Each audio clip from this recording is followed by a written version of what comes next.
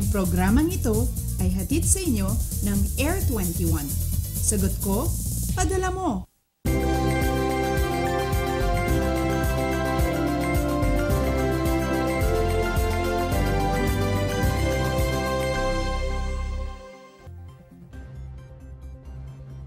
Mayad nga temprano Luzon, malipayong aga Visayas, Buenos Dias, Mindanao. Good morning sa lahat ng mga tindero ng taho, pandesal at iba pang mga kakanin na paborito nating almusal ng mga Pinoy na ready na nga para maglako ng kani-kanilang mga paninda. Aba kayo po'y nakatutok muli sa inyong paboritong source ng mga ulat panahon. Ito po ang Panahon TV na mula Lunes hanggang Linggo unang maghahatid sa inyo ng lagay ng panahon. Bumabati rin po tayo na magandang umaga sa mga sabay na nakatutok sa atin online. Yan po ay sa pamamagitan nitong www.ptv.ph.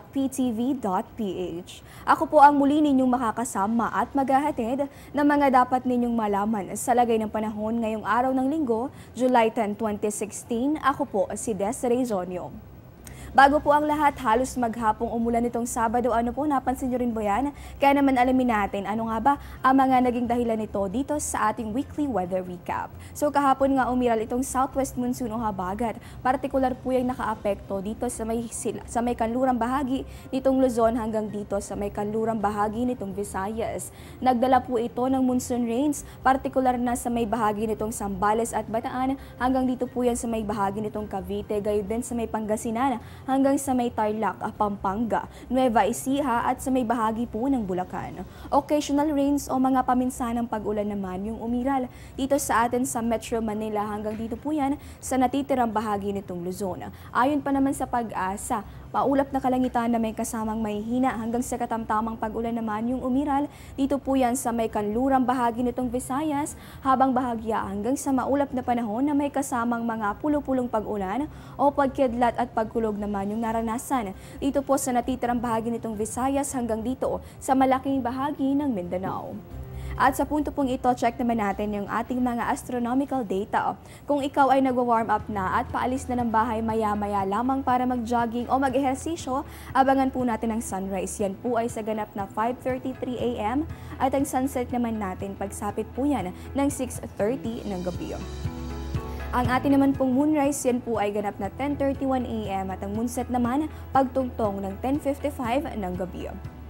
Sa atin naman pong phase of the moon, sa inyong pagtingala sa kalangitan ngayong gabi, makakakita po kayo ng first quarter moon. Kapag ganitong phase po, ibig sabihin kalahati ng buwan ang naiilawan. Tinatawag din po itong quarter moon dahil ang buwan ay nasa unang quarter na ng orbit nito dito sa ating planeta.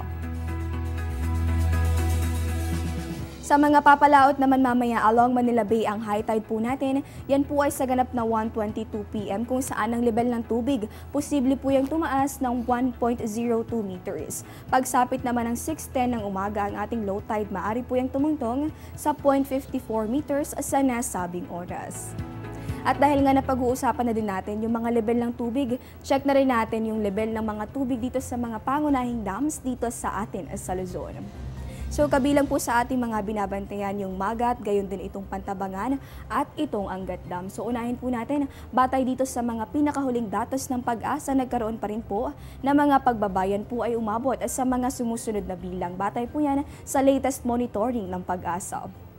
At sa pinakahuling datos nga, nakapagtala pa rin ang pagbaba na umabot sa 0.4 meters. Dito po yan sa may bahagi nitong Angat Dam sa Bulacan. Ito po yung nagsusupply ng tubig dito sa atin sa Metro Manila at sa ating mga kalapit na lugar. Kung i-check naman natin yung bahagi nitong Isabela, partikular itong Magat Dam, nagkaroon po ng pagbaba na umabot sa 0.32 meters. Bahagya po yung malaki. Kaya naman sa ngayon ay nasa 172.81 meters na lamang yung level ng tubig sa binabantayan nating dam na yan.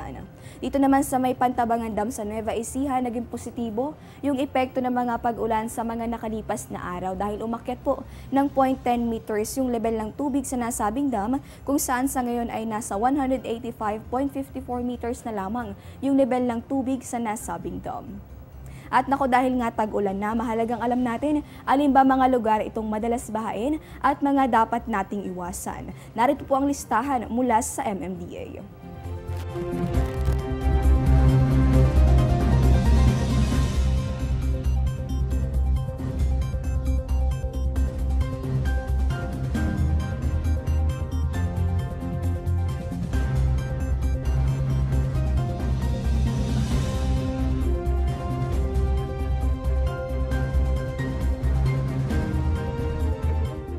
Get timely and reliable Philippine weather information anytime, anywhere through the Panahon TV mobile app, a multifunctional mobile app that brings you weather updates sourced directly from Pag-asa. The app provides a complete 3-day weather forecast at your location. It also allows you to ask or share the weather to the community. It has auto alerts for thunderstorm advisory, rainfall warning, and storm signals over your area. Download for free today, available at Google Play Store and iOS.